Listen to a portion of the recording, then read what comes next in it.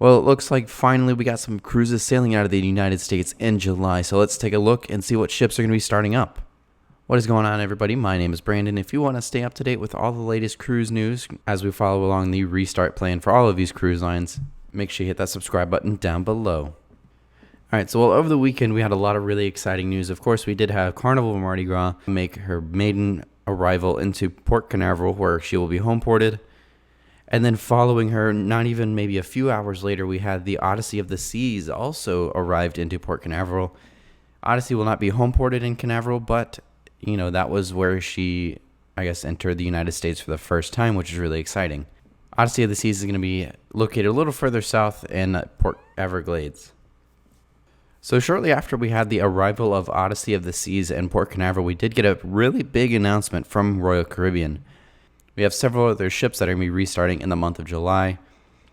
Just last week, we did get some really good news that Freedom of the Seas, as well as several other Royal Caribbean ships, were going to be cleared or have been cleared for test cruises, and those test cruises will be taking place very shortly.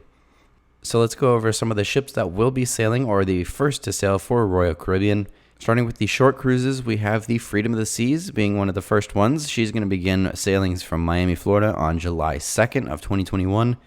Those cruises are now for sale. And then we also have Mariner of the Seas is going to get up and running out of Port Canaveral in late August. And then into the 7-night cruises, we have the Odyssey of the Seas that just arrived in the United States just over the weekend, which is really exciting. Odyssey is going to be making 7-night sailings from Port Everglades and Fort Lauderdale, Florida, starting on July 3rd. On August 8th, we're going to have Allure of the Seas sailing from Port Canaveral. Symphony of the Seas on August 14th out of Miami. Independence will actually be moving over to Galveston, which is very surprising. She was supposed to be a Miami or Fort Lauderdale ship, but she's going to get up and running in Galveston on August 15th. Those sailings will go on sale on June 8th, so in just a few days.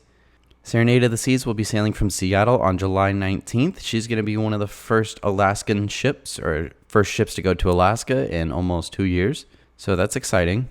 Ovation of the Seas will also be sailing out of Seattle, but she is going to start up on August 13th. Even though it is going to be a shorter season up in Alaska, it's going to be really great just to have ships up there because that is one of the hardest hit sections or hardest hit markets for the cruise industry.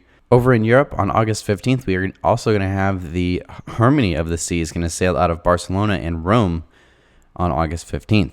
So, of course, in order to make room for all these restart plans, we did have a little bit of cancellations, or at least to kind of put these in place, we did have another round of cancellations.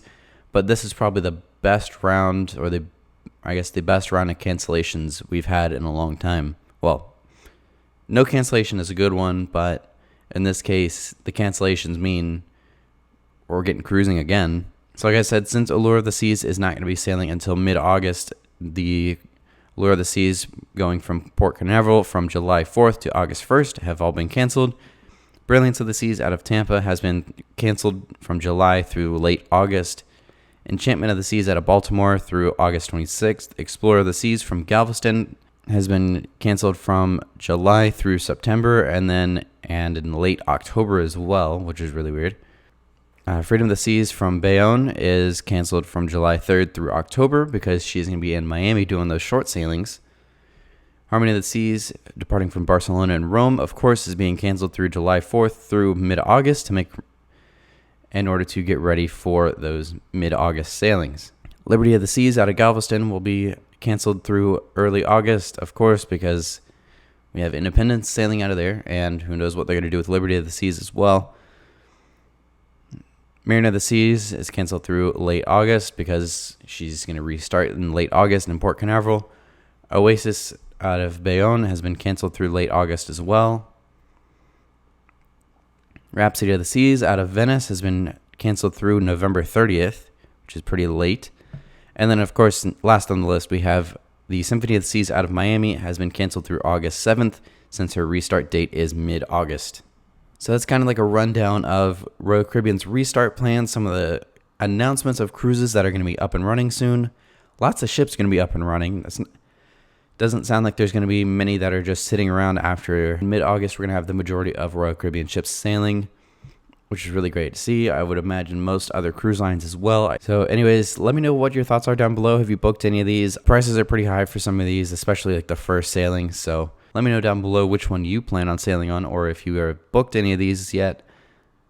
And anyways, thank you guys so much for watching. I will see you in the next video. I may or may not do a live stream tonight on Sunday, June 6th. But thank you guys so much for watching, and I will see you in the next video.